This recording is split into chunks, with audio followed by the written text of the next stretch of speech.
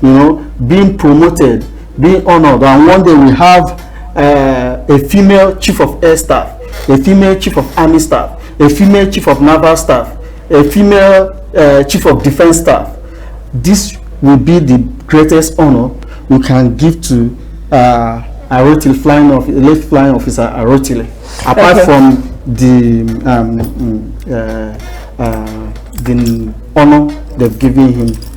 Okay. Yeah. All right. Thank you very much, Senator Urigu, for your insight. Senator Urigu is a security analyst, and that is it on the headlines update for now. Coming up next, after this song by Timi Dakolo, Great Nation, is Nigeria at 60 with Dr. Benson Oluigbo, the Executive Director, Clean Foundation. Just stay with us. We'll be right back. Welcome back. That was Timi Dakolo. We will defend our land. Great Nation, Nigeria at 60. Celebrating Nigeria at 60 under the official slogan, Together at 60, the Diamond Year. The message in the Independence logo is 60 years together. In the actual sense of the word, has Nigeria been together as one entity since independence? Many have asked if we are truly together despite the country's challenges of insurgency and security, or terrorism, I beg your pardon. In the Northeast, armed groups have killed more than 36,000 people in the past 10 years, forcing an estimated 2.4 million people to flee from their homes. Also in the central Nigeria and in the northwest, clashes are rife between ethnically mixed but predominantly Christians, farmers and Muslims. That's the Fulani herders, as well as vigilantes and criminal gangs. Joining us to discuss all of this here in the studio is Dr. Benson Oluigbo, the Executive Director of Clean Foundation. Thank you for joining. Thank you, Dakore. Now, 60 years ago, the British Union Jack was lowered and the Nigerian flag flown full mast. What would you make of the journey so far? Well, the journey has been interesting. And I think the fact that we are celebrating 60 years together, I think it has something to tell. That we've been resilient for the past 60 years. There have been challenges, very big challenges, the Civil War, different conflicts, and even the ones that are ongoing now. But at the end of the day, I think Nigeria is still one, despite the challenges of nationhood, and also the prediction that Nigeria will collapse in 2015. So at least we have... we've crossed the path? We've crossed the path by 5 years and still counting. Okay, all right. Now, the mission of Clean Foundation is to promote public safety, security, and access to justice. Now, holding on to that, or rather looking back since independence, how would you rate the security of the country? I think the security of the country has had different episodes or stages. I think if you can ask me, the Civil War actually had a lot to contribute to our insecurity that we have today, because after the war there were a lot of unaccounted arms and weapons that were in hands. So if you take that in the early 80s, there were so many highway robbery and armed robbery, and that has continued. Of course, we also know the problem of ethnicity. The interesting thing in Nigeria is that we see ourselves more from our ethnicity than we now say we are Nigerians, unfortunately. But it should actually be the other way. We should. So do you think the ethnic feuds were sowed long before independence? I think it's been there. Of course, if you even remember, before Nigeria became independent, there were issues of when are we going to ask for independence. Some parts of the country said we are ready, others said they were not ready. So that has always been there.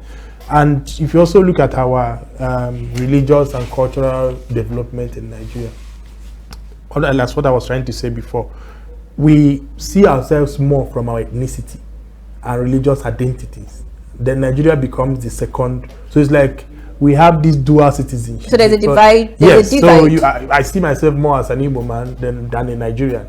Other people also see themselves more as from the ethnicity than Nigeria. But if we are really together, I think what really matters is that we are Nigerians. And unfortunately, but that is the reality, is that, for instance, my kids are born in Abuja, but they will never aspire, even though we pay taxes and do everything here, they will never aspire into any political position. They will always be asked to go back to my own state of origin. What can be done to fix that? I think we need to rethink our constitution, because everything rises and falls on the 1999 constitution. As far as a lot of people are concerned, it's still not an autonomous constitution. It's a constitution that was made by the military for us. I think we really need to sit down and ask ourselves, this constitution that we're using, different stages of the constitution, when do we say we, the Nigeria as the people, actually sat down and decided that this constitution should guide us? So I think one of the key things actually is for us to have an opportunity to have a frank discussion in terms of how do we develop Nigeria. It is possible, but there is need for that frank discussion. There is need for political leaders, like Senator was also saying, for that political will to take the bull by the horns and say that we really want Nigeria to develop. Nigeria is crawling like a tortoise. It's crawling. It's like a weakened animal that really cannot do anything. But we know from our own indices and from what we hear outsiders, people have a lot of regard for Nigeria. I mean, we are the biggest economy in Africa. And so many of our citizens go outside the country and do so many things. Then you begin to wonder, why is it that when we come back, it's practically impossible for us to launch out, and be the best of what we can. I think it's the system. I think it's also, the system is built in a way that we don't celebrate excellence. Unfortunately, we celebrate mediocrity, and I think that is one of our problems. In Nigeria? So, yes, honest conversation, the need for us to ask ourselves, who is a Nigerian? And agree on who is a Nigerian. I think that will be the basis for discussions. And it is possible to actually make this country work. Together at 60, it's a very good topic of discussion. Now, aside constitution in terms of national security, where did we stray and how can we correct this back? You see, the economy still remains a potent, a potent issue that has to be dealt with. I mean, we are still young then, but we are told there was a time in Nigeria when our problem was not money, but how to spend the money during the oil boom and the rest of it. And I guess that was actually the time we should have sown the seed of investing in the future. Are we not investing in the future? Even we are the not. current? We are not. We have more than 200 million Nigerians. More than, let's say, a high number of that is actually a youth bulge. And there's a problem with that. If you look at the national security strategy, it paints a very grim picture of Nigeria being held hostage by unemployed youths. And if you can see what is happening. One, there are a lot of youths who are unemployed, well educated, and then there are also other ones, because of economic dislocation, they cannot even go to school. So the reality is that the economy, we should have dealt with the economy when we had the resources to deal with it. There's also the issue of, over the years, our dependence on oil. I think that has affected a lot of things. So areas that we should have invested in, when we should have diversified the economy, we didn't do that. Now the oil has collapsed.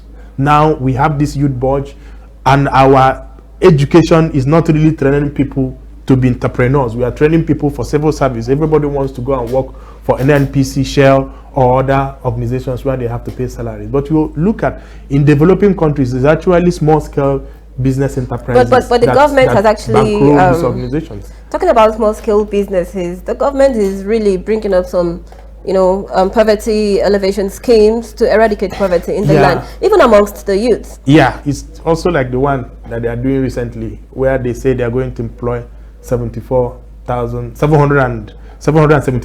Nigerians, and politicians are bickering in terms of who gets what and who doesn't get what. And I think there's that issue between the Minister of State for Employment and the National Director of Employment, and even members of the National Assembly, in terms of who gets what.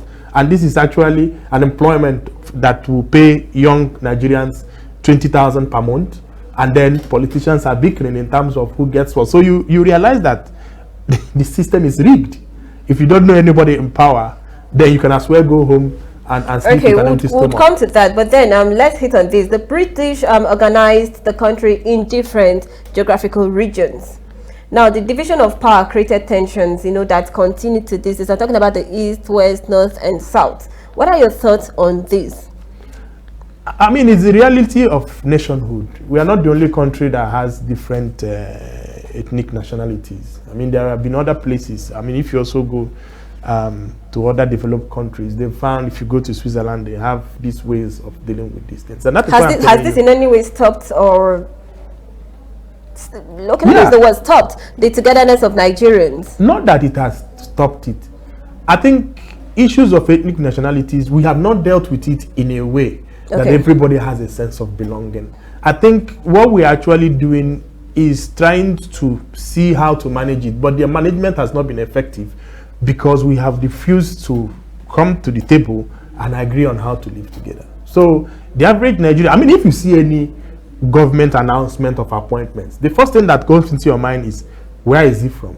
Which locality is representing? We are not even looking at, is he qualified or is she qualified? Can he or she do the job? Nobody really cares about meritocracy and excellence. I think we're just trying to see whether, so it's like the national cake thing. Everybody wants to have a bite of the national cake, and nobody really cares who made the cake. So I think that's the problem. The problem is that we use our sights and sounds are more or less from where we are coming from, and not what we are able to contribute as a group. And there are other countries that have kind of different ethnic nationalities that have managed to deal with it. And the best way to deal with this is honest conversation. I mean, we had a national conference 2014 that had several recommendations on how to move this country forward. The reality actually is that our political leaders, when they are pushed to a wall, you organize this thing. And then when these discussions, recommendations are made, then you tell us you're going to bring a white paper, and then after the white paper, everything disappears. I think the reality is that 60 years, yes, there's progress, but have we made the progress we need to make as the giant of Africa? I think that's something we still need to ask. Okay, let me ask you this in few seconds before we sign off. If 60 years is a man, do you think the man would have achieved what Nigerians or Nigeria has achieved? How would you rate such? Yeah, I mean, if Nigeria was a man, yes, and you asked me to mark the person, the person didn't get up to average, really. There are different indices that show you that after 60 years, we are yet to get it right. Get it right as a country. I'm not saying everything is that bad, but the reality is that I think we are more divided in 2020 than when Nigeria became independent in 1960. If a layman on the street is listening to you, right, what would be the best word for you to tell that man in the spirit of togetherness at 60? There is hope. Nigerians are very hopeful. Let us not despair. But I think there is work to be done by each and every one of us. What will be the work of the common man on the street? Do your best, and let us hope that God will help us, and we ourselves will also help ourselves. All right, thank you. We appreciate your insights, Dr. Benson Oluboyi, the Executive Director of Clean Foundation. And Clean Foundation's mission is to promote public safety, security, and access to justice. Coming up after this break is a fight against insecurity in the Northwest region with our guests in the studio. We'll be right back.